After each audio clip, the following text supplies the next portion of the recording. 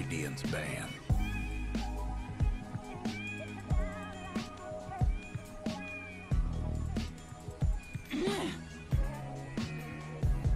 Dire's ban. Radiant's ban.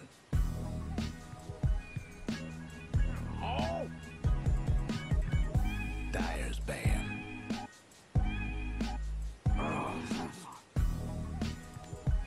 Radiant's pick.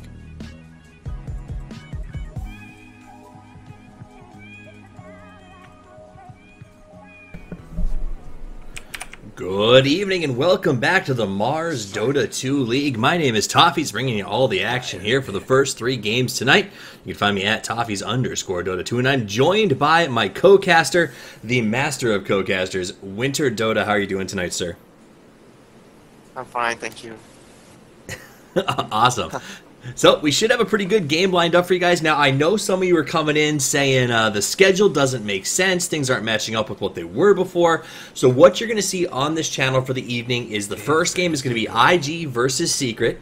That'll be followed by LGD versus IG. And then after that will become Secret versus Na'Vi. Apparently there are some travel issues with Na'Vi. And the guys over at Mars are working to work with them and try to sort of make up for whatever's happening. So that's what it looks like. If it changes, I will let you know as it goes along. But keep in mind, these games are all best of one. So this is a one and done sort of thing. Expect some long breaks between the matches. Mars does schedule about almost 2 hours between matches, basically, to allow for delays and things like that. So far, we're off to a pretty average start. We see the IO and Chen ban, not a big surprise there. And the Gyrocopter and Quap knocked out two heroes that seem to be popular bans as of late. Leshrac, Tusk, Undying picked up. What do you think about the draft so far, Winter? We saw this a couple of times yesterday with VG. They like to run the Tusk in, I think it was like 2 of their games on the offlane. And Empire did it once as a support. In the 4 games I casted yesterday, I saw this hero 3 times. Okay. Yeah, I did. I think I covered 3 games last night, and I want to say I saw Leshrac in every single one of them. So, a very popular hero right now. What do you equate that popularity to? I think Leshrac is just because of like sometimes Ice Walk buffs a hero over the course of time, but at the start, players don't really feel it was like a significant thing until later on. Absolutely. That's what happened to Leshrac. He seems to, and he has a lot of functionality, right? Because you can sort of first pick him, and then if you need him to play a core spot, he works there. If you need to move him to a support, he's got functionality. So he's a great pick to sort of keep your opponents on their toes. On the opposite side, some folks in chat commented about this, a Tusk first pick. Is that strange to you, or do you think that that hero is strong enough to warrant that kind of pick position? Yeah, that's what I was saying actually just now. That I saw this hero in the first phase yesterday 3 times with VG and Empire. He's a very aggressive support or offlane, if you want to put it that way. Yes, that is absolutely true. And works very well with Undying, I feel, because of the sigil plus the zombies. Yeah. Lots of slow ability to get Undying in there nice and tight to drop that tombstone initially. Plus, we saw in a game last night where he was played very, very well, just his ability to sort of grab his cohorts, get them into the ball, and sort of delay those initiations during team fights really made them a very potent counter-initiation technique, if that makes sense. So looking forward to see what Invictus Gaming does with that Tusk. We see the Viper banned out. I'm never going to complain about seeing a Viper banned, and Darkseer gets banned out as well. Do you hate that hero? I call him the hero that I love to hate, because don't get me wrong, when I am not feeling up to playing at my best, I pick Viper every single time. But he's just, you never get exciting plays, right? Like as a hype caster, I never get to scream about a really great move that Viper made. It's just sort of like Viper goes in, plink, plink, plink. So I guess he frustrates me in that capacity. And Viper doesn't die, and Viper kills everyone. End of story. Exactly. So literally, you could cast the game by saying Viper goes in, team fight over. Witch Doctor grabbed to pair with the Leshrac. I like the Witch Doctor pick. He's another one that we've seen very, very popular of late. The Ag Scepter so strong on him right now, as well as obviously the Cask for the early game to stop aggression against an Undying Tusk lineup, which it looks like they may be going for those early kills with that Undying. Do you think that the Cask is going to be enough to slow down those aggressive attacks, or they're going to need to pick something else up to stop the Undying aggression?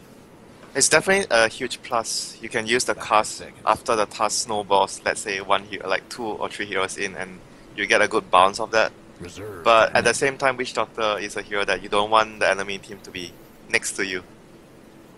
Makes sense. Now, an Anti-Mage is going to get banned out here. He is, so no chance of us seeing the golden hammers that I love so gosh darn much. Very good versus Leshrac. Absolutely.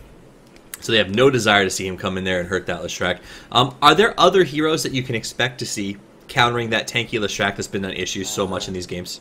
Nyx Assassin is a good way because of the mana burn. Okay, so basically anything that takes away his ability to just sort of maintain that damage output. Nether Ward as well could be very troublesome for Leshrac before he gets BKB.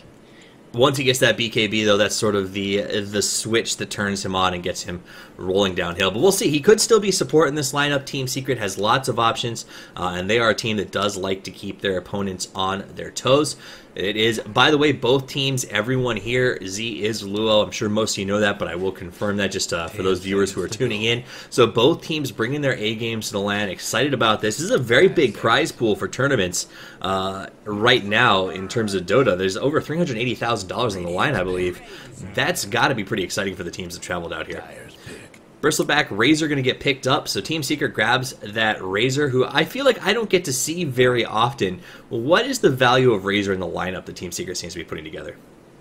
The first thing when I see this hero is like lane dominance, because he beats most of the heroes 1v1 in middle lane. Let's say if you put the Razor middle lane, very few heroes can have a decent time against a hero. And secondly, back to the point where you were talking about Leshrac, he's very flexible. You can go aggro try. You can go solo mid. You can put him safe lane. There are a lot of functions of the hero. Very, very flexible. Now we see the Keeper of the Light picked up. DoTA would be excited to see this. I have honestly been excited to see Keeper return to competitive play. He's also a hero that I just really enjoy. Honestly, I think that Blinding Light with the changes to Ags we got a while back ago is just such a powerful spell. Underrated because, I mean, the 6-second ability to reduce, to create an 80% mischance is just insane to me. The neutral. Yeah. Absolutely. No, I think that's absolutely true. And it's the new troll, but you also only have to spend a support slot on him.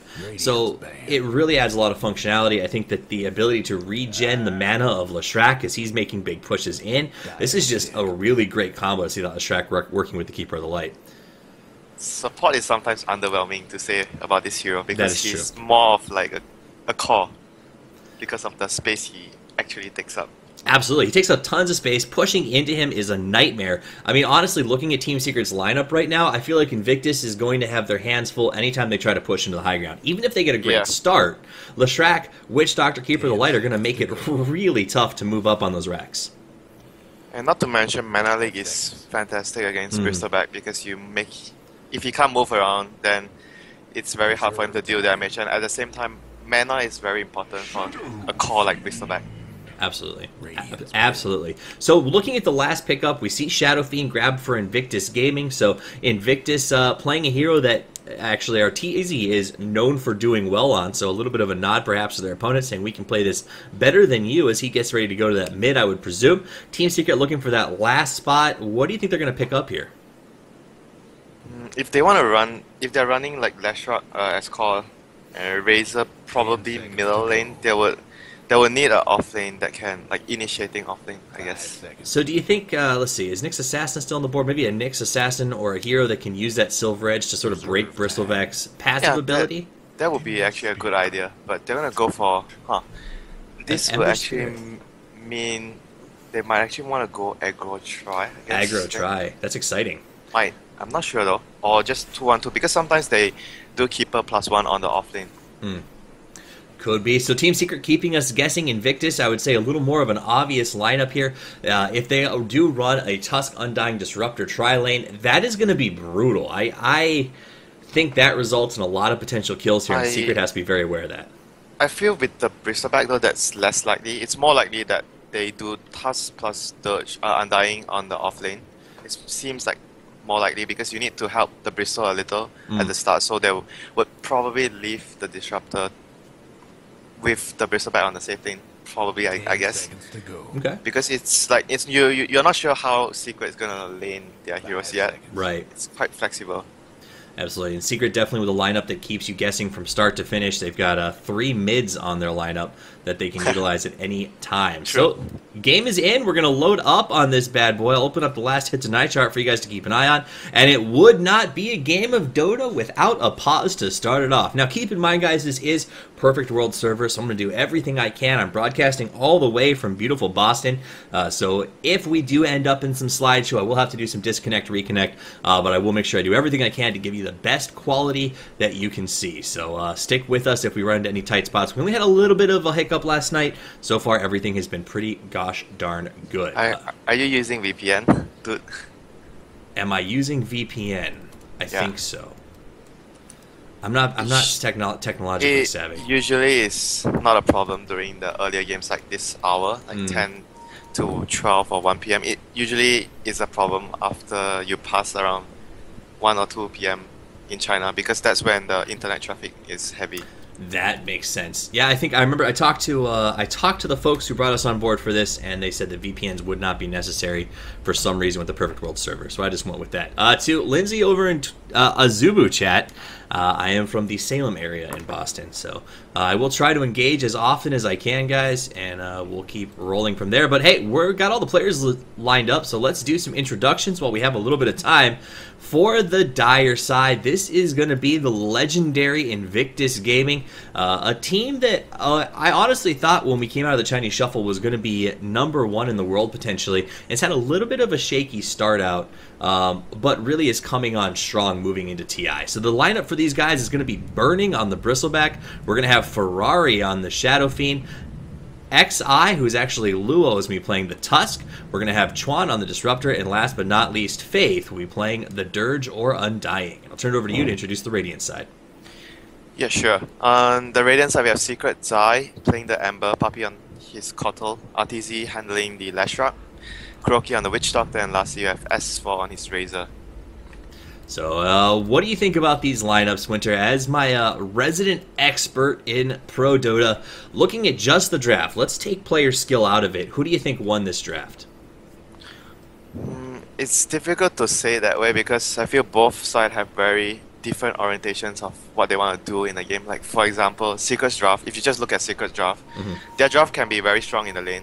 At the same time, if you go towards the middle game, they can do a lot of split pushing with the Kotl plus, they have Illuminate and Lightning Storm, they can defend towers fairly easy, or Illuminate plus Plasma Field. And then the Ember and Lashra can be doing their own stuff. Or they can choose to put their lineup 5-man against IG if they feel that they have enough advantage. And for IG side, because they have the TUS and the first 3 heroes, Shadow Fiend, Undying, and TUS, it means a lot of 5-manning, including the Disruptor as well. You want to fight when you have your ultimates, you have your tombstones, and you have your mech, obviously, on the Shadow Fiend. So going into the start of the game here, do you think one of these teams really need to have a good laning phase more so than the other, or is it really just going to be important for both of them to come out ahead in lanes? I think it's more important for IG to have a good laning phase, because if you look at their supports, they have Disruptor and Dirge as their supports. These 2 supports have a lot of they need a lot of levels basically to be effective in team fights. Obviously, the Undying is probably he needs up to level 5, around level 6. So then he's a very annoying hero in the team fight because of the tombstone. Disruptor, obviously, the most important part is the ultimate. Absolutely. Alright, so we will keep an eye on that, see if IG can maintain the lead in the laning phase. We still honestly don't really know how these lanes are going to match up. Now, I will say that IG has had a little bit of additional time due to this pause to try and figure out what's going on in Secret's head. But as of now, I still haven't quite put my finger on it. Secret with a lot of options and knowing these guys something up their sleeve. We saw in the Summit, which is the last major tournament that they played in, that I was able to watch, that they did a really good job of setting the stage for taking on VG Gaming, who looked unbeatable in that tournament at the start, and then just came into that that late phase game and really showed that not only were they prepped and ready, but they were executing phenomenally well. We'll see if they carry that into this tournament. Yeah, if you look at the item selection already, you probably might know the lanes. If RTZ is going for a Null Talisman and 2 Branch, he has an Observer. His supports probably would pull him Tangles after, and the Razor is going for more side lane items. Ring of Protection and a set of Tangles and a Salve, 2 Branch. So it seems like it's more likely S4 will be on the side lanes. And Arteezy will be taking that Leshrac to the mid position. So a mid Leshrac, we like that. He gets the fast levels. He gets some good farm early on. Do you think that that's the right choice, putting Leshrac in the mid over the Razor in that position? Oh, it depends what they want to do though. Because Leshrac mid, like you said, you can control the runes and move around to try and gank. And Razor, you can use the hero to... He's much stronger in lane dominating. And Leshrac, it's like you just want to get fast levels on him and get a couple of runes. If you get a good rune, it's easy to gank with your nukes. Alright, so it does look like we're going to start to lay out here on the runes. We got 4 to the top from the guys on Secret, and IG going to spread out as they head out to their respective locations. Top rune will be uncontested by Invictus as they head down towards the bottom with 2, and they will be seen by Zai, who will back away. Nice ward already up here from IG. So they're going to have good vision of the rune in a spot that is going to be very unlikely to be de-warded in the early game. I see. And they actually going to lane Witch Doctor plus Razor top. So the lane would be this lane against a Bristleback lane. They want the Razor. Basically, they want the Razor to go to the Bristleback lane because Razor is very good against a melee core. And Witch Doctor plus Razor against... Let's see the lane. They're going to go up against a tri-lane because there was a ward at bottom placed by, like you mentioned, IG earlier. They saw the Ember at bottom, so they know that the Razor will be at top. And they realize if they have Disruptor plus Bristleback against Razor plus 1, it's going to be a very hard lane for the Bristol to farm. So they're sending an extra hero top. They were going to do a dual lane bottom, but they changed their mind because of how Secret are laning. Excellent flexibility by IG shown there to make the change. Luo having a little bit of trouble, though, up against Zai, already dropping pretty low. He's got 3 tangos left, but going to start to eat through that regen pretty quickly here. Who has the advantage in that bottom lane? I think, based on hero matchup, probably Ember would have a slight edge, but because Luo didn't... He went for the boots item, like the standard offlane item, and Zai has Stout Shield and Protection, so Zai has better laning items, I would say. So Zai a little better. Yeah, Luo was expecting, I guess, 2 hero or 3 hero at least matchup at bottom. So Zai with a little bit of an advantage both in hero pick as well as build, it sounds like, and is going to be working to get that, really expedite that over Luo down there on the bottom. Up on the top where we're looking at a try versus a try, so that aggressive try lane definitely coming out from Team Secret. The harassment already starting. Chuan going to go ahead and build into that Thunder Strike right out of the gate. One of those early spells that's just so strong for harassing your opponents, trying to keep them in line as they push Kuroki and S4 back towards the lane. We do see a rotation by Puppey towards the middle, going to go ahead and manage that rune at the same time that Luo will be doing that on the bottom. Arteezy versus Ferrari mid. Tell me a little bit about this matchup. It's really difficult for either side to get kills unless someone makes a mistake, because it's like I'm Leshrac, I'm pushing with Lightning Storm. Oh, top lane. Top lane looks like they do have a little bit of an engagement. Faith will fall backwards, not interested in going in on that. I think they got the neutral KS, so I'm not sure. It's gonna be big. Oh, who got the last hit on that? I didn't see. I think it was the Disruptor. He got a lot of experience. He is... Let's see. He's sitting at the top of level 1, and we've got Razor at 2 right now. In fact, all the supports, everyone on the side of Secret is 2 up in this lane. So did a good job of getting over there and stopping the pull on that camp, I believe. Yeah, going back to the middle lane, I think it's mostly going to be like Raze and Lightning Storm to spam the wave out, but I would say Shadowfiend would have a better matchup as soon as he hits like level 5 because of the damage. Absolutely. So that should be a pretty interesting matchup. We'll keep an eye on it as the CST plays out. And right now, Ferrari keeping pretty much even with Arteezy as they go back-to-back. But like you said, Ferrari looking for that level 5 to really pick up that damage output. And we'll keep the camera on the top lane as I expect where that will show us a little bit of action. Down the bottom, Zai makes a nice move on Luo, burning him down pretty low. Luo's got to get back, has no regen left. Zai also out of regen, and he's going to be down pretty low at 120, has to play very carefully. Now we see Puppey goes through, decides that he wants to take over this creep camp, ruins the pull, and the Dire has gone through and de-warded the camp blocks So look at all of these sentry wards here by the Dire to try and keep control of their own jungle and their own pole camp. If you look at the last hit counter right now, Razor has 10, and Bristleback actually is doing better than a Razor, which was what I did not expect. Yeah. Because they are Bristleback and Undying double melee against a 3 range, but I guess Bristleback and Undying really good against multiple heroes because of how their spells work. DK against multiple heroes and Quill Spirit as well. They all seem like they've been doing a very good job of managing the creep equilibrium and keeping it risky for S4 to move forward. They were able to make a couple of pulls previously. Absolutely. The 2 points in Tombstone, the fact that Bristleback can go ahead and stack those quills and Disruptor can come in at any point he wants to with the point and glimpse really does put a huge threat for S4 as he has to be very careful in this lane. And I think that is definitely hurting the CS's ability to try and manage those last hits here. Back to the middle, we'll check in with Arteezy, who's at 24-3. We do see Shadow Fiend headed back to base, and it's got a nice, not headed back to base, just a huge pullback on that camp way behind the tower. Ferrari has the brown boot sitting on 200 gold, and it looks like the bottle as well as his circlet are on his way out to him right now. But here's a rotation. We see a smoke, Kuroki and Puppey looking to get something done. Head down towards the middle lane. Meanwhile, up on the top, S4 is going to show some aggression, try to convince them that they're still around. And Kuroki is going to be on standby as Puppey searches about, trying to see if they can't find the missing Chuan. Chuan is coming. Yeah, he's gonna. They notice something is wrong. Supports are not at top. So they do move in, puts out the cast, big play. Disruptor's going to lock in Kuroki. Kuroki's going to get stuck with 430. Ferrari doing some serious damage. One more right click will finish the job. And down he goes, and it could be Puppey as well. Puppey came in, and a huge rotation by Luo confirms the double kill, double damage rune did not hurt. And they get a beautiful play in the mid to start them off right. Nice work by Invictus Gaming. That was just a really good heads-up play because they had a ward on the lane at top and they noticed the supports weren't around, so they immediately moved one of the supports to actually scout out so that the mid player, the Shadow Fiend in this case, if he knows the position of the supports, he doesn't have to play under so much pressure. So they did very well. Ferrari off of that hits level 7. We still got Leshrac sitting at 6, so not only did he get to that 5 to seize the advantage, but off of those kills he got a good level jump on Arteezy. That's going to make that position significantly harder to deal with. S4 sitting at level 4, and his CS at 22-5, Burning at 23-7.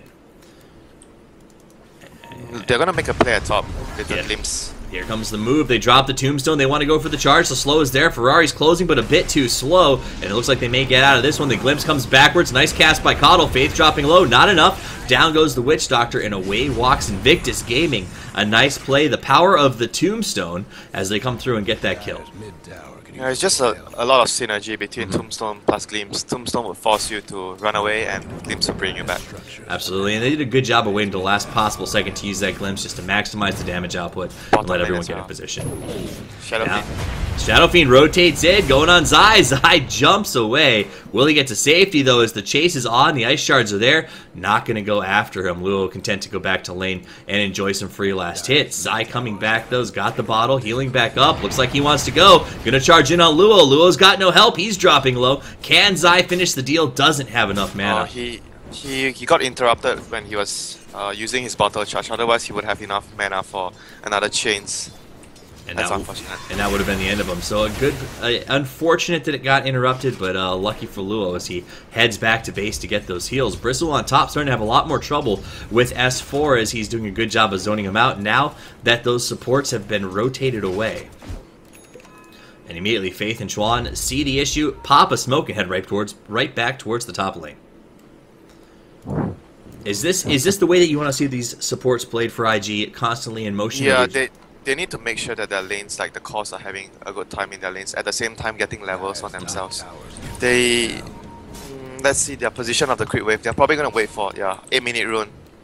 Alright, so the rune comes out. We got a little bit of a slideshow, but we're going to stick around because it looks like Arteezy came in to try and get it. He's on the run, gets glimpsed backwards, hit with the tombstone. They're on the chase. Arteezy dropping low. Do they have enough to stop him?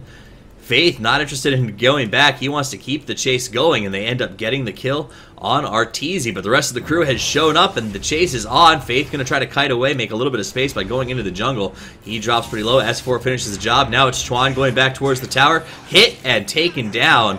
And that ends up being... they got the Arteezy kill, but the cost seems a bit high. I think it's still okay because if you look at the map, IG still, even though they lost 2 supports just to kill the mid, but Bristol was farming top because of Secret Force to help out RTZ.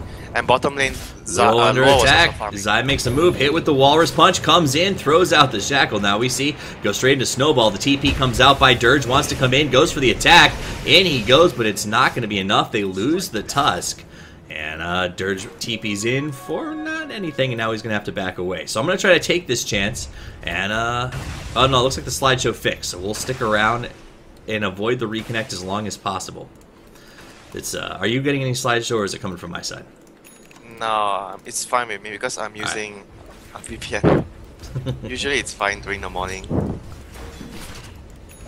Alright, so burning head-to-head with Kuroki and S4 up on the top lane as S4 starts to work his way back into contention. With the Bristleback, in terms of his CS, let's pull up the net worth stack chart so you guys can see where they're sitting right now. Shadow Fiend at 4,000, Leshrek at 3.9, so keeping pace with each other. Now we're going to see a smoke pop by Ferrari and Luo as they rotate towards that top lane. Kuroki pushing in, S4 going into the tower. This could be trouble for him as rotation comes from the back, goes into the snowball from hell. It catches, it punches, it dices, slices, and makes pizza pie as they get the double kill up on the top lane. Kuroki going into the woods, but what can he do other than just buy a little bit of time?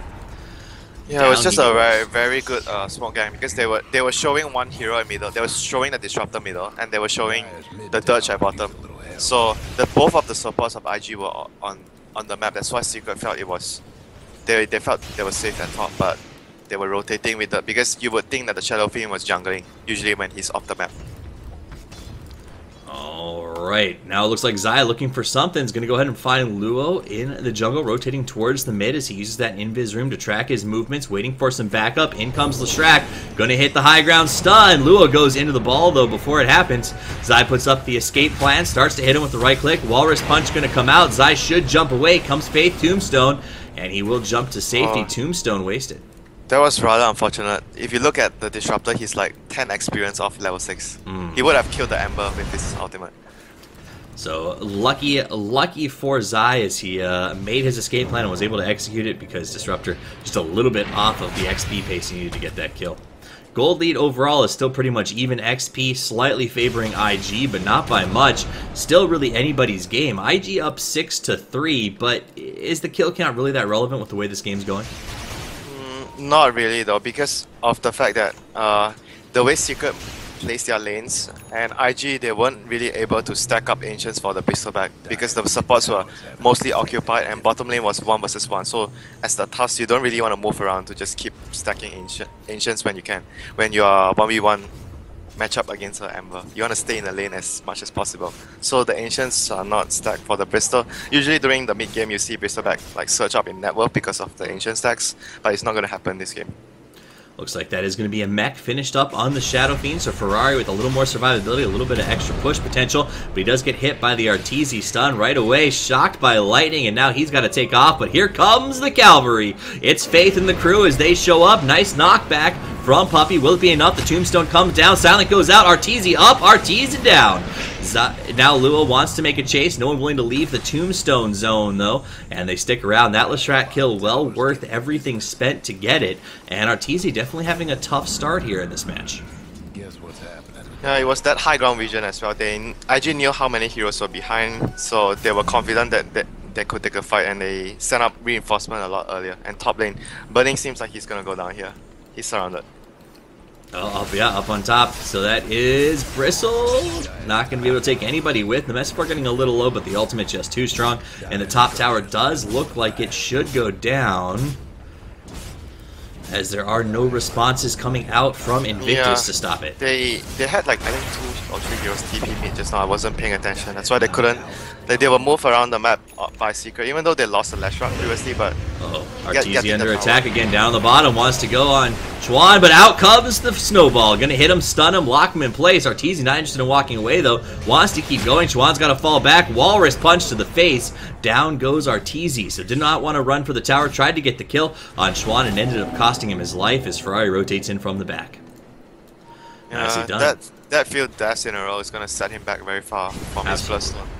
Well, he was keeping pace with the Shadow Fiend in terms of farm about 2 minutes ago, and now he's at 4.7 compared to the 6.5, and that's going to be very, very tough for him.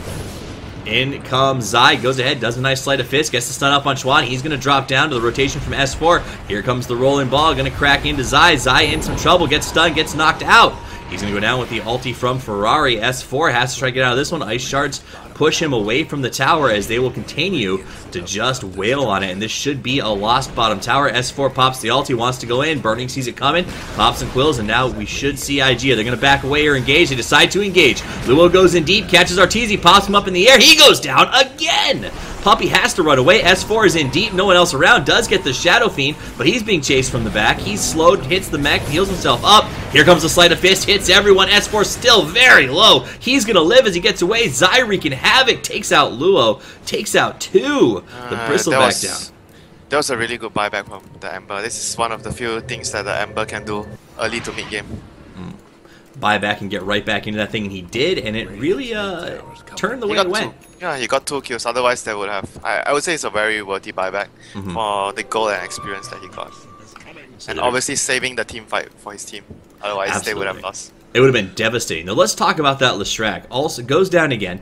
That puts Lestrak at a kill count right now. He's 1-4. How does that affect the synergy of a Lestrak in this game? Because don't you think a Lestrak is someone who needs to get kind of a decent start and become that sort of mid-game snowball? He's a very, like you mentioned, snowball type of hero. So it's important that he gets a good start or a semi-decent one. But at this pace, he would probably get his Bloodstone at maybe sub 20, I would say. I mean, it's still acceptable. It's just very, very important to make sure that the Lestrak doesn't get a lot of Bloodstone charges early if you're playing against a Lestrak. Right. So guys, real quick, we are going to disconnect and reconnect as the slideshow is coming back full force. See if that fixes it, as it has fixed it every game thus far that we've had an issue with. So right now, looking at the lineups, the way this game is going, is IG in a firm advantage because of the Lestrak situation? It also depends when are they going to get the Roche. Not only the Lestrak situation. Or middle lane. Oh, they come in, big engagement, Nash the stun, gets the double, in comes the Witch Doctor ulti, ripping Faith apart, Arteezy getting low, so is Luo. Faith manages to get out, but he's going to back off, Luo going to fall back. They lost Arteezy again in that engagement, and IG withdraws. So IG has made it a point to target Arteezy in these fights, and it is working out for them, as Arteezy has dropped from one time on the top of that net worth stack to 4th place. Yeah, he's a hero. Like, Lestrak is a hero that's always in the middle of the fight, and against a disruptor, when you go into the middle of the fight and you try to get out, there's always glimpse, so you're never actually getting out. And I was going to say that IG's lineup, it depends on when they're going to get the Roche, because they have the Ghoul from the Bristleback, which he hasn't skilled yet, and Shadow Fiend minus armor aura, so when they get the Aegis, they're going to be able to take towers much better with the Undying Tombstone, because if you have Aegis and Undying Tombstone, it's going to be difficult to defend if you're secret. That makes sense. And as far as tower counts go, it does look like IG a little bit slower on the push. Yeah, but just wait. Usually you don't say that when you have Keeper of the Light, but because they have Snowball to actually just find the Keeper and just go in and kill the Keeper first, so having the Keeper doesn't ensure that you're going to defend all your towers in this sort of lineup that IG have. Keeper is about halfway towards that Ag Scepter, by the way, so it looks like he's going towards that as fast as he possibly can. And should have that up by, what I would say, about 34 minutes into this thing. 34? Yeah. Or you mean 24? 24 is what I meant. I'm sorry, 34 would be ridiculous. So it does feel about 24. That'll be a nice time for him to have it, and it should make these pushes a little more difficult. Meanwhile, in the top lane, Ferrari and Zai staring each other head to head. Neither one wants to take that fight, and they both just back away, not knowing where the rest of the crews are. Taking a look at Vision on the map right now. If we open up Radiant Vision, they got a little bit going to the Dire jungle, but not too much. On the opposite side, Dire about the same position, so nobody with a firm vision control in terms of the map right now. Well, maybe now they are, as IG goes ahead and de-wards the Radiant Ward on the Roche pit. Now, Zai is going. He has chosen to go for a Blink as his first item on Ember. I mean, we see this item on Ember a lot, but not as a first item. Alright, so let's take a look at those items. Anything besides, so the BKB just finished up on Shadow Fiend. Pretty big get for them, and then we see a smoke. So we'll cover the smoke as we talk about this. Medallion and Smoke. And Medallion and Smoke. So they deward, they get the Medallion, they go straight in, and they start to push up on that Roche. Spirit. The Spirit scouted them. Spirit comes in, sees them. They're all waiting for their chance to possibly go in and counter. Kuroki on standby. Will they stop this? Can they stop this? It's difficult though, because Undying Tombstone on the Roche area, you know where it's gonna go. It's gonna go on the high ground, and you can't actually hit it. So it's a significant advantage for IG. But the Ember might try to steal the Aegis though. I'm not sure. That seems like the only possibility is RT's up, pushing the top. Ferrari going to go ahead and just grab the Aegis, and they'll walk away. No contest whatsoever. Immediate TP by Birding to make sure that that tower is not pushed in any way, shape, or form. We see that Puppey and Zai are going to be working the jungle. Puppey trying to make sure that he gets that Ag Scepter finished up as quickly as possible. Yeah, they're going to need that ASAP. They are not going to be able to take any more head-on fights, so they're going to have to count on the Keeper to make sure that he's the one buying a lot of space and time for the rest of the heroes to split, push, and farm. Absolutely. Their plan is mostly going to try and force IG to split up, not group as 5, and they find pickoffs with the early blink from the Ember. And that does depend on getting those last couple items up, so that's why we see them hanging out in the jungle, getting as much farm as they can. Puppey is going to TP to the mid lane. Pops the ulti. Is he like... does he have another piece? Oh yeah, he has another piece of his item in the stash, so it's 300 shot. So he gets a wave or two, and then he'll be right on track to go ahead and get it. And then his permanent ulti, so you may as well use it now. Alright, Zai going to go ahead and bottle up a regen rune. He's got to be pretty happy about that. Rotation by Kuroki to get the rune. Comes down, sees it's gone, says, that's a shame. Yeah, they need to get as much offensive wards. Like the 2 wards that Secret have right now, they see a lot deep into enemy territory. It's important to have these sort of wards against 5-man lineup, so you know when and where they are going to push as 5, and you can react by splitting your heroes all over the map. Like you see before this, what Secret is doing, they have S4 at top lane, constantly occupying top. They have Kotal plus either Leshrac defending middle, and Zai is always alone on the other side of the map. So they are always having all the lanes push out, try to slow IG from getting that 5-man death ball on their face with the Aegis. And it seems like that plan is so far working to keep them in this. In fact, they're up ahead. Their gold lead's about 2,500. XP is at 2,000, so Secret setting a good pace. Yeah, just using... It's pretty similar with one of the games yesterday. I can't remember which... I think it was... it was Cloud9 game. They had this Kotal matchup lineup where they did the same thing. They were just always constantly using the map better because of the recall that Kotal has. You can have someone on the other side of the map while he just summons him just in case they need to use him to fight. So all the heroes get better farm across the map. So while it has felt like the pace has favored IG, when we look at those gold leads, we see that it's not necessarily that way. Yeah, here's the big rotation. IG wants to get back into this. They want to take the lead. They're going to see Kuroki. Puppey walks into it, gets hit, rocked, and knocked down pretty hard. Mischance not going to be that big a help. That was a really important play they needed to make. You need to wrap around if you're against a Kotal before you take the tower. Otherwise, if you just knock on the tower, you're not going to be greeted with you're going to be greeted with a few unfriendly illuminates, and your creep wave are gone.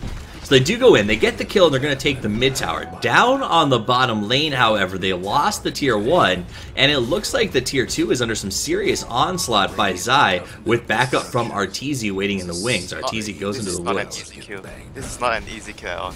They need to time their spells perfectly with the silence from Disruptor. So they are going to come in, stand him down. Arteezy looks like he might want to go in here. Throws up the lightning, goes ahead and hits Faith, but Faith wants to engage, puts down the tombstone. Silence is there, Arteezy locked in comes Zai. Going to start bouncing around. Immediately we see the snowball come out. He's going to charge straight at Arteezy. Everyone's there. Arteezy taking a lot of damage. He will go down. Faith dropping low. S4 putting in some serious work. And they will lose that. Burning dropping now as well. S4 doing everything he can to try and take out that Bristle. Chuan turns back around. S4 is going to get by the shards. Goes for the TP away. In comes Zai. Gets the stun on Chuan. Chuan's going to drop down. And now the chase is on as they want to kill themselves some Burning. Can Burning get away? He cannot. He's hit with the stun. Zai with the right clicks. One more will do the job. Not going to happen. Heals up. And now it's Zai that could be in some trouble. He's going to jump away. Goes after the Remnant. Gets to safety, hits the TP, should be able to get out of this one as the ice shards miss. Yeah, there was even a real recall there just to make sure that he gets out.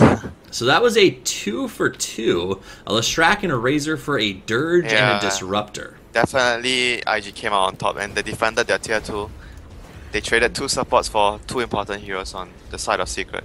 It seemed like that was a very aggressive play by Arteezy to engage underneath the tower like that. Was that a forced engagement because IG spotted him out and made the move first, or not really? It was I felt it was just like because you dropped the tombstone. He dropped the tombstone, and tombstone so happened to break the trees, and they saw him because the tombstone break the trees, not because they knew he was there. That's what I felt. All right, looks like they go on Faith. Faith gonna go ahead, pops the ulti, throws down the tombstone, but he's got nowhere to go. Yeah. He's gonna get picked off. He just wanted to get vision for his team on the jungle. And now, but unfortunately, he ran into so many heroes. Yeah, ran into an entire firing squad as they rip him to shreds, and Secret continues to be in control of the gold right now. 3,000 XP is 3,000 in their favor as well. So while the kill count shows that maybe IG is doing better, Secret seems to be in control of this match. They're on pace. That Ag Scepter up on Puppey has made a huge difference in some of these fights. And while EG did stand their ground on the bottom, we see a smoke as Secret's not quite done yet. I think it was in range of that observer from IG. So IG sees it, and that would presumably make sense as to why they fell back towards their tower. So we see a big rotation from Secret. They're going hunting, but they're not going to find anyone just yet. They're going to go all the way bottom, I feel. He's the only hero they could see, so for them it makes sense that they go after Ferrari. He's going to just BKB and TP out. There's nothing to cancel his TP. Alright, so in they go. Puppey gonna lead in first, makes a move, moves in, throws him around. He's gonna go ahead and pop the ultimate, taking a lot of damage. Can the TP go through in time? It does, just barely gets away. It was so close that he was really confident that he could drop his ulti and get out, like just do some damage and buy some time. But in the end, it almost cost him his life. Almost cost him his life. That Witch Doctor ward put in some serious work, but like you said, Ferrari puts up the ulti, pops the BKB, and TPs to safety. Just gave us a little bit of a heart attack as he did it. Meanwhile, we go back to the mid where Puppey's leading another charge. Going in for Burning, puts up the Mana Leak, but they get the stun on Chuan. Chuan's isolated, gets pulled into the Snowball. Snowball on the chase for Arteezy. Arteezy hits with the Walrus Punch. Silence is going to come out, buys a little bit of space. He's on the run. He's going to go down. Luo taking some damage now, but the whole team is there. They catch S4. S4 goes down. That's the double. IG feeling pretty good right now as they keep the push going. We will see the disrupt, the glimpse backwards, and again, Witch Doctor is going to be picked off. A triple kill for IG that'll allow them to push right down this lane. Here comes the Illuminate, and they actually see it coming, basically, and get out of the way. Nicely done, and this will mean a tower for them. Snowball. Snowball chase all the way in. Luo and Faith get knocked back into the tower. Luo taking some damage. In comes Zai, wants to make a move, wants to make them pay for their hubris. Now Faith on the run along with Luo. They are going to get glimpsed backwards, so that is their forced escape, and they don't get the tower.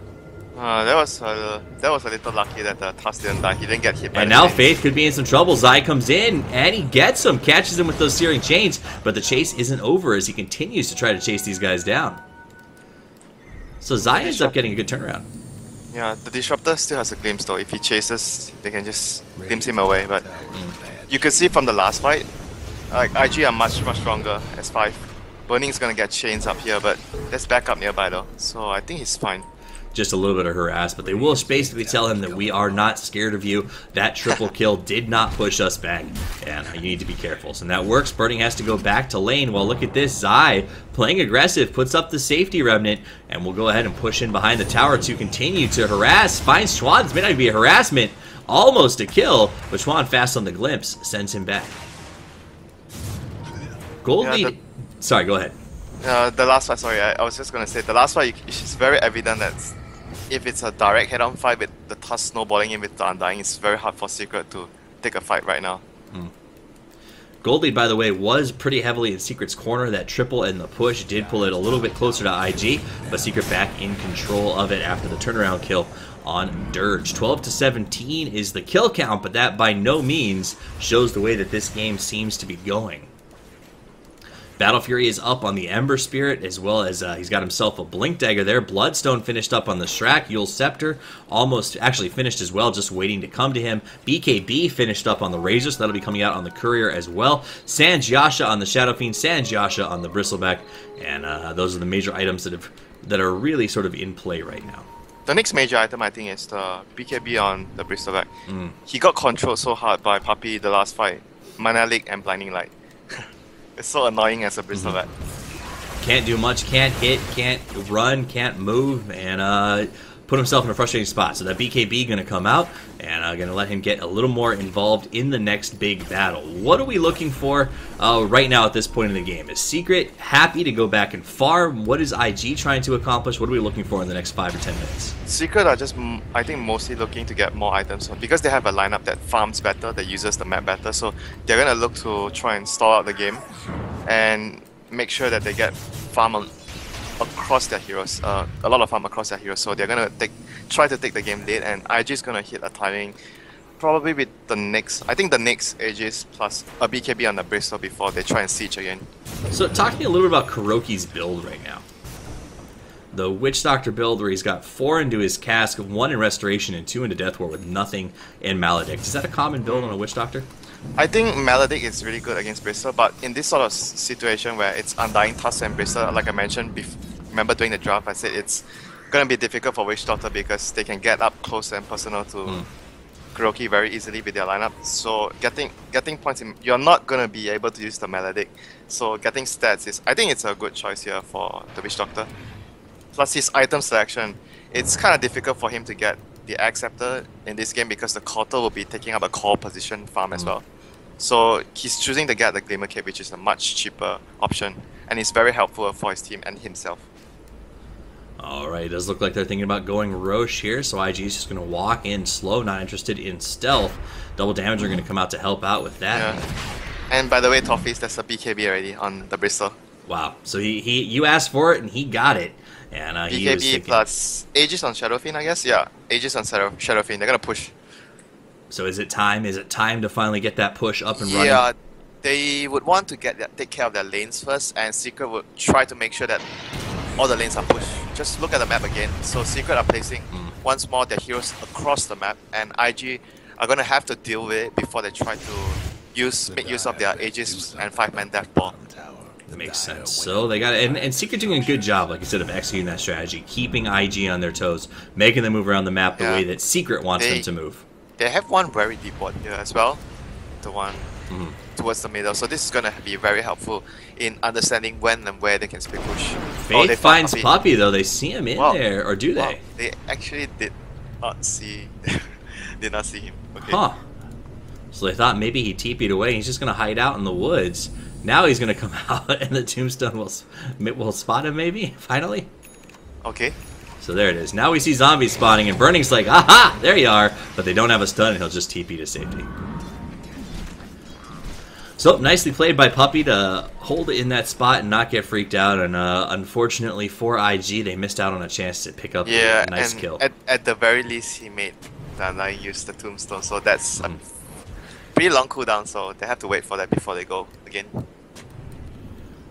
Alright, let's look at the gold where it's about dead even. XP is about dead even as well. So the tail of the tape is that this game is fairly evenly matched in terms of overall collections. Now, if we pull up the net worth stack chart, you're going to see that Shadowfiend is carrying the lion's share of Lion's net worth at Dyer's net worth at 17.6k. Bristleback not far from his counter at 13.3, but Radiant sort of spreading the gold out across the team. Yeah, it's just a result. This is a result of the way they are approaching the game.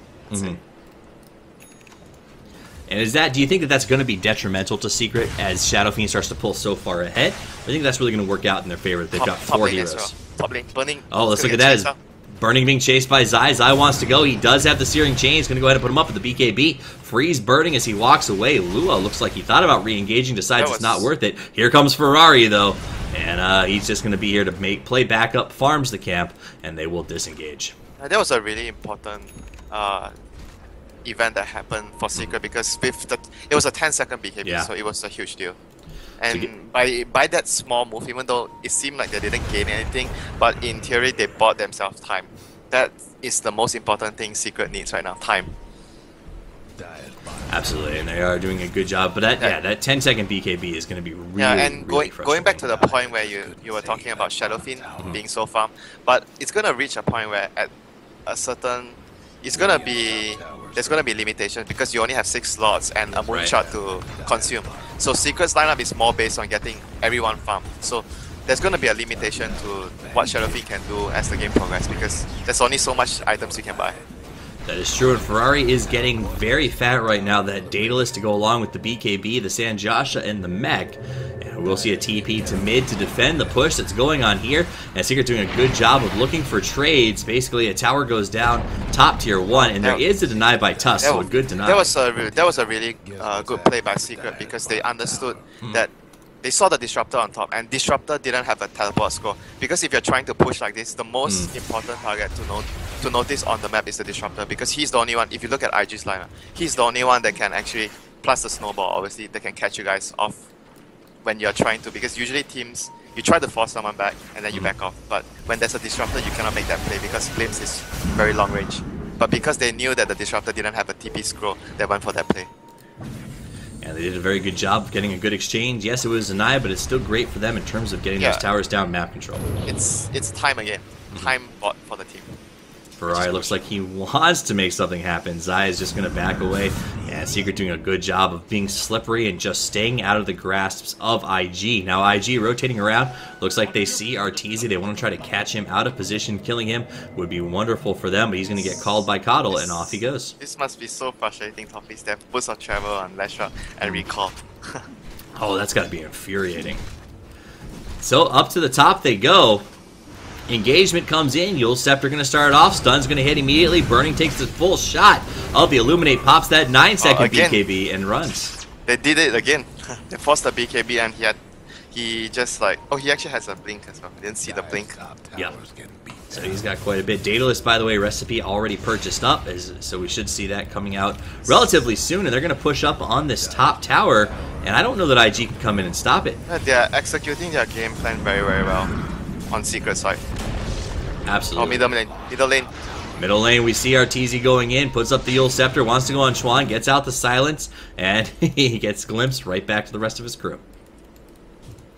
So, nice survival play by Chuan, but that does mean that his ultimate is down. Radiant's bottom tower. I mean, it's not the end of the world. It's not like Black Hole or Ravage. It's True. like, what, 70 seconds? Or 80 seconds at level 2, so not the biggest deal. He's gonna get it up on cooldown again in the next minute. And his team is not in any position to push any lane if you look at the position of the creep wave, so it's not a big deal for his team. But they do need, I think they do need a gem, or they have a gem on Undying. Yeah, I was saying that they're gonna need a gem to make sure that there's no vision. Because if you're IG, the way Secret are moving around, it feels like Secret knows where your heroes are, so they're moving accordingly. So you need to get all those wards out, so Secret can't do that. Alright, so, and it is Secret got those very strong wards here on the Dire side, looking deep into vision, whereas Dire's sitting on some pretty defensive wards at the moment. Up on top, Burning going to go ahead and just farm the jungle as they try to keep pace with the basically catch-up what Secret's been doing in terms of evening out the farm.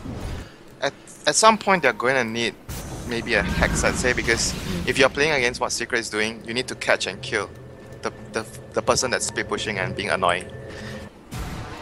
So, somebody did just bring this up in chat. Interestingly enough, Secret has picked up a 5k gold lead all while IG was holding an Aegis. Yeah, it's just down to the fact that how Secret were playing the game. Like, they were just making sure that they are utilizing the resources much better. And here comes a catch on the Ember. Oh, dear. They're going, but a nice play by Zai. Blinks and jumps to safety. Smoke is wasted. He breaks the smoke, and again, just look at the map. There's someone. Oh, there's always someone pushing up the lanes. And now they want Arteezy, blinks in, tries to go for the chase, using that immortal animation to gain ground. But will it be enough? Arteezy awful fast with that Yules. Gonna go ahead and Yules himself, and off he goes. What a nice play there. Even though the Shadow Fiend didn't raise him, but it was a really nice, like, preemptive play that would make sure that he got recalled. That was a really good play from the Lashra, from Arteezy. From Arteezy, making sure that the recall goes through. Puppey gets him back, and once again, the split push back underway as Arteezy straight to bottom. This is so infuriating to play against. It's like playing against a Brood Mother, but worse. But worse, because his bot is still on cooldown, so the second that they rotate to try and stop him, and back to top lane. He kills the creep wave faster than a Brood Mother, and he kills the tower sort of as fast as you kill tower, as a Brood Mother kills towers. And he doesn't have to worry about... And he's going back top. Look at this. He doesn't have to worry about losing his spider. They just move the entire team top. They tried to kill Arteezy, they recall him bottom, and they move towards bottom, and he TP'd back to top. So RTZ literally making IG's life a living hell as they go. They just got to bottom, and the push is back up. Meanwhile, the rest of Team Secret is just content to farm and allow the space to continue. Yeah, but they need to be careful though. Once IG are able to get a couple of ganks or pickoffs, the whole rhythm breaks. Because when you're doing something like this, you need to make sure you don't die. Otherwise, the whole chain reaction, the rhythm is big gone. engagement. They do go in and they catch Zai. So finally, the elusive Zai is brought down with a big engagement by IG. Yeah, Disruptor is just one of the better heroes to catch a hero like Ember. So they're gonna have 70 seconds on the Ember, so they can, I guess, try to push high ground with this. They don't have a lot of choices. They do need to get in there before Secret gets all of their heroes caught back up. It's probably just a tier 2, I guess, because Keeper of the Light is just gonna buy a lot of time. Buys so much time, and like you said, Ferrari is way up on the lead. He's super fat in terms of farm right now, but he's about to get to that point where he gets diminishing returns, and the 4 heroes on Radiant who are equally farmed are going to start to really pull their weight. And just look at what Chuan is doing. He's constantly doing this, so he knows that RTZ is always alone trying to split push, and so he was already preemptively at the base rate just to make sure if RTZ does the same antics he did the last time, he's going to be there to catch him. So they realize what they need to do. They need to catch out the heroes, and they just need to make sure that the rhythm doesn't keep going like this. And it looks like that's what they're up to. Luo, Ferrari, and Faith looking to make some moves. Blink in, they catch the Razor. S4 in some trouble. Pops the BKB. Can he survive? In comes from the back comes Burning. His BKB is running. They want to finish off S4. He's dropping low. A couple more will do it. They do manage to get him picked off. A good play by them. And now they've managed to get 2 kills in the course of about 2 minutes. And after a very long period of Nana and Ibubu, you can't touch me, they've shown that they can. Meanwhile, up on top, RTZ and Burning going head-to-head. Burning gets fuels, throw it in the air. The stun's going to come out. Burning is going to die. Nice play by RTZ. That Shiva. Is he getting out?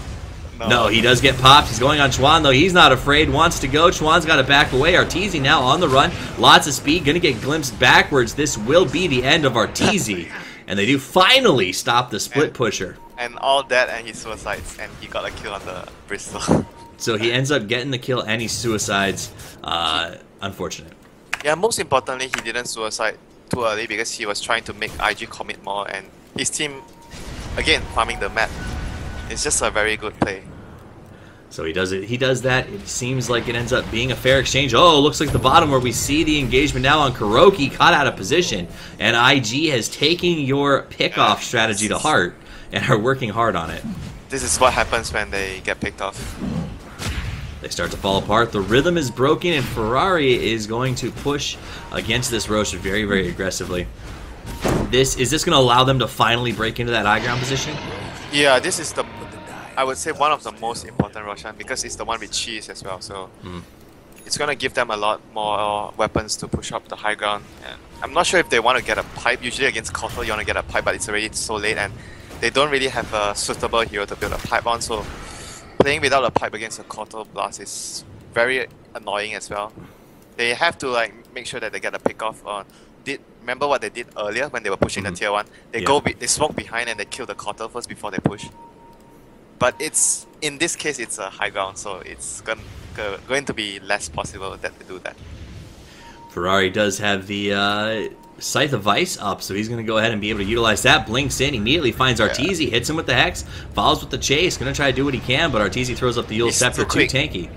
Too fast, too tanky. Comes out, but the rest of the group is coming in. He almost got hit by the Seraphim once, and that would have cancelled the recall. Puppy and Arteezy playing with fire, but so far it is working out for them. In comes Zai, makes the engagement, goes in, catches Chuan. Chuan in some trouble, jumps away, comes back, sleight of fist. Chuan low, he's going to drop. Luo now inside. Out comes the silence. Will it be enough? No, he's going to go down, but he has the Aegis, so he's coming back up. S4 gets up the link, wants to go on Burning, pops the BKB. Luo in some trouble, caught behind. In comes Ferrari to try and make the fight happen. Pops the ultimate, doing a lot of damage, but he is in the middle of enemy territory. Kuroki now on the run, dropping pretty low. They end up killing Ferrari. Faith now on the run, gets hit with the stun. He is going to go down here as well, and that's going to be a 4-man plus an Aegis for a Witch Doctor. Yeah, they got baited into a really bad position there, because they were fighting into a choke point, and the Razor drained a lot of damage and armor from the Shadowfiend. That's why the Shadowfiend dropped so quickly. They were in a really bad position to take a fight, even though, like you mentioned, they had Aegis. And did they use the cheese as well? I believe that they did. No, the cheese is on Undying. So yeah, it was just a matter of bad positioning. Even though they had Aegis and cheese, it doesn't matter. Bad positioning, no buybacks on the cores who went down. They're going to start to push in. Arteezy and Zai lay into the middle tower, while up on top, the creeps are going to be pushed up with S4's help onto the top tower. And now we see Zai going down towards bottom, so it's a three-front assault here. You can stop one, but you can't stop us all, as the tactic Secret's going for as they start to really lean on these towers. And they may actually get all three. Divided we stand. Divided we stand. That is exactly the name. That was Secret's strategy from the start in this game, and it's working out for him. Arteezy putting a ton of tower damage into here. We already lost the top tower. We're going to lose the ranged racks down the bottom. We see an engagement that is going to go in on the Ember Spirit, so Zai gets a tower and almost a racks, but ends up going down. He buys back, wants to come back into this. Nice play with the glimpse. Pulls back Arteezy. He's going to go ahead and get the stomp up. Catches two, but Walrus punch to the face. The heals are too strong. Luo goes down. Bristleback drops. The tombstone means nothing to Zai as he eats his way through it. Buyback from the Bristle, and it looks like Secret will disengage at this point. Nice play by Secret. They got in, but it's not over because 430's got the blink. Comes in on Puppey. Puppey dropping pretty low. Pops the BKB, but help from Kuroki. Says, you won't kill my Puppey, and instead I will kill your Dirge. And Ferrari. Ferrari on the run. He's going to go down as well. It's another triple. No buybacks. GG from IG. And Secret plays keep away until they take the racks, break the high ground. Such well execution on the way they played the game. And yesterday C9 was doing the same thing, but it wasn't so well executed as how Secret played this game. So what a game, what a job by Secret to execute perfectly. It's like a lineup which has a lot of margin for error, what Secret has, but for IG's lineup, the whole game, it was basically they lost one team, the last team fight that they lost at top with the Aegis and the cheese. It was just one lost team fight, and their lineup just crumbled after that, and Secret were able to just capitalize.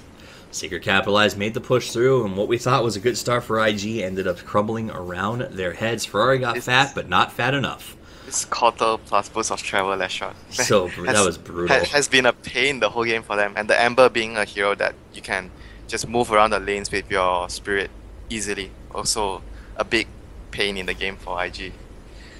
Alright guys, that's our first game of the night. The next one that we coming to you from this channel is going to be LGD versus IG. Set to start in about 20 minutes. Whether or not that'll start on time, it's hard to tell, but we'll be here when it does. My name's Toffees. You can follow me at Toffees_Dota2 if you like the cast, and if you didn't, well, shoot me a tweet anyway. Let me know what I can do better. And I'm joined here by my co-caster, Winter. You can find him at WinterDota. Any last thoughts before we sign out, my friend? It was just a really, it was a very nice game to watch because of it feels like art last game, so it was a privilege to be able to watch that game. Absolutely, I definitely enjoyed it. So stick around, guys. We got more Dota coming to you. Listen to the music. I'll hang out and chat, and as always, Toffees out.